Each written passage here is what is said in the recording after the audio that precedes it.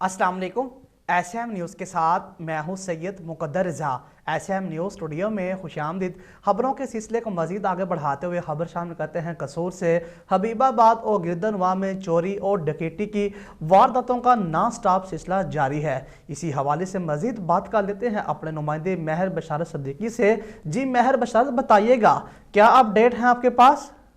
जी, हबीबाबाद और गिरदोनवा में चोरी और डकैती की वारदातों का नॉन स्टॉप सिलसिला जारी है। सुबह सवेरे मोबाइल शॉप पर चोरी की वारदात को सिक्योरिटी गार्ड ने नाकाम बना दिया है। वाकया की सीसीटीवी फुटेज एसएम न्यूज़ ने हासिल कर ली। फुटेज में वाज़ेह तौर पर देखा जा सकता है कि 4 मुसल्लह डाकुओं गन पॉइंट पर पहरेदार से असला छीन कर जदोकोब कर रहे हैं, जबकि डाकू फरार होने में कामयाब।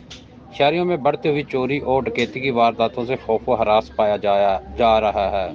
शहरियों में बढ़ती हुई वारदातों पर डीपीओ कसूर और आईजी पंजाब से फौरी नोटिस लेने का मुतालबा किया है। जी बहुत शुक्रिया महर बशारत तफसीलात से आगाह करने के लिए। अब तक के लिए इतना ही। मज़ीद खबरों के लिए देखते रहिए एसएम न्यूज़।